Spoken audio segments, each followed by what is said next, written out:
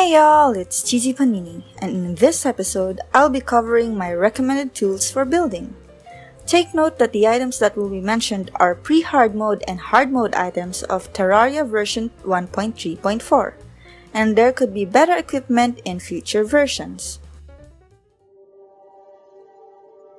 When it comes to digging, two tools come to mind, the laser drill and the shroomite digging claw. If you're after a digging tool with more range, get the laser drill. It has the longest range of every digging tool in the game, and it can also function as an axe. What I really like about this tool is that you can tell where the drill is going to dig and how far it can go because of the laser. However, if you activate the smart cursor by pressing Ctrl, it will automatically destroy anything that is in mining range, even the ones you might not want to get rid of. It is also one of the pickaxes that can mine lizard bricks aside from the pick saw. On the other hand, if you are after digging speed, go for the shroomite digging claw. It is the fastest digging tool in the game. And like the laser drill, it also functions as an axe. But, unlike the first tool, it has the shortest range. It is actually because of this limitation that it is one of my favorite items to use, because when you use it with a smart cursor, it will automatically dig tiles near the direction you're pointing at, but it won't affect anything else around you. Unfortunately though, this tool cannot dig lizard bricks. For hammer tools, any of the 4 hamaxes that are made with luminite bars is a good pick. All of them double as an axe and a hammer, have 100% hammer power and axe power, and have +3 range. And while the axe has 25% more axe power, these 4 hamaxes are preferable for building because of the added range, and because the noise the axe makes can be distracting to some people. Keep in mind though, if you are trying to get rid of a wall behind the tree, the hamax will destroy the tree first. And since these have 100% hammer power, if you try to hammer blocks or platforms, you could accidentally destroy the wall behind it as well, so I do recommend getting a second weaker hammer. For sloping blocks, the best one for me are the chlorophyte jackhammer and the rockfish. Both have fast speeds, but the rockfish has a weaker power but easier to obtain. For painting tools, I highly recommend that you use the Spectre types because they have +3 range compared to the regular ones. The paintbrush is for painting tiles and furniture, the paint roller is for painting walls, and the paint scraper is for removing paint from both the tiles, furniture, and the walls. You should be careful with the paint scraper though, because it tends to remove the paint of the wall and the tile or furniture simultaneously. The Grand Design is by far the best wiring tool in the game. It is the ultimate must-have for people who use wired mechanisms in their builds. When you right-click with the tool, 6 different buttons appear. The outside buttons can be used to select which wire colors, including actuators, can be interacted with, while the middle button lets you switch between placing and removing the wires. It lets you control how the ruler, actuators, or wires are displayed by clicking the buttons on the upper left side of the inventory. The best part is, it can be used in any part of the screen. One thing I wish the Grand Design also had was a grid overlay function, but since it doesn't, the mechanical ruler deserves a spot on this list. It places a semi-transparent grid overlay on the screen, but fades out when the player moves. The row and column where your cursor is located are also highlighted in red. The grid can be toggled on and off using the button at the upper left side of the inventory. The actuation rod is also a practical tool to have, as it activates or deactivates blocks with actuators without the need to place wires and a switch. As a companion tool, the pressurator lets you automatically place actuators with every item or block you place, which can be toggled on and off with a button at the upper left side of the inventory. The bucket will always be the most essential tool when handling liquids in Terraria. It can hold water, honey, and even lava. Just make sure to have a few of these things in your inventory if you're planning to fill up a big hole. Then again, you can always use the bottomless water bucket for that. Just as its name suggests, it never runs out of water. Unfortunately, at this moment, there is no version of the bottomless bucket for lava or honey. Alternatively, there's also a tool that can absorb an unlimited amount of water, which is the super absorbent sponge.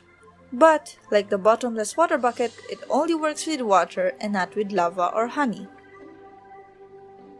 We have a couple of good informational tools in the game, but the only one that matters when it comes to building is the GPS. This accessory can show your horizontal position, depth, and time, and is quite useful in determining your location.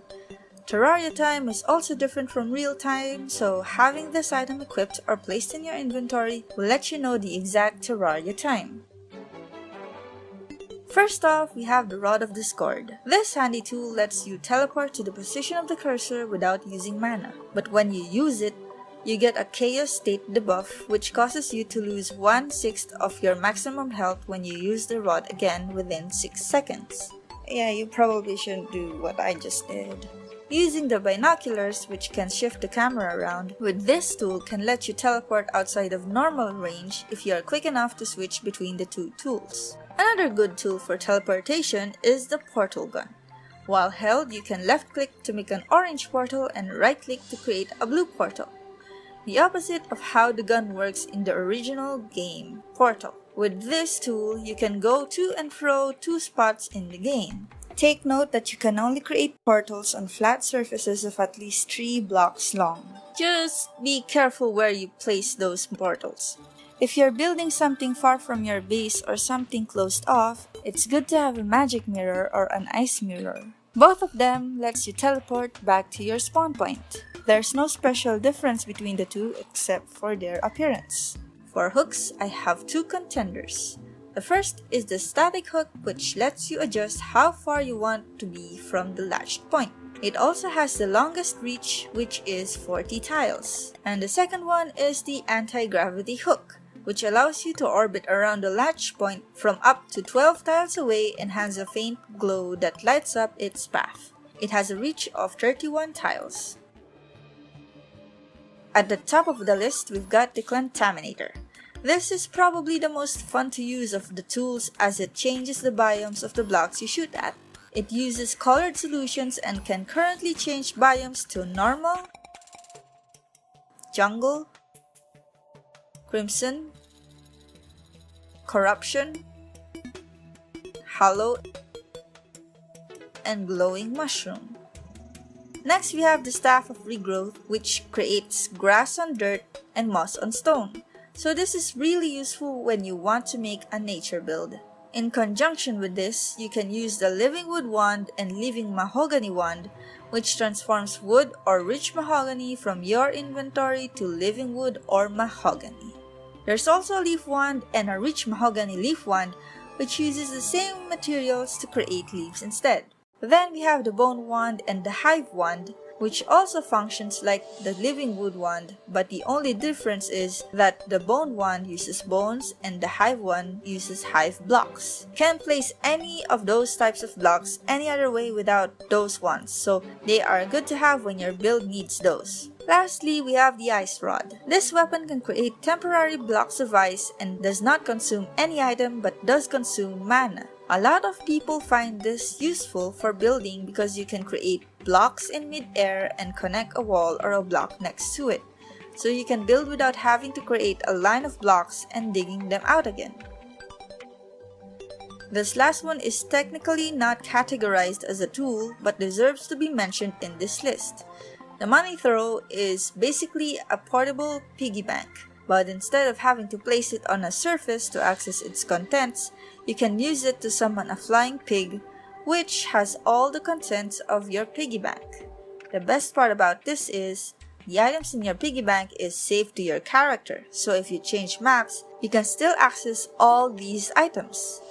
So those were my recommended tools for building.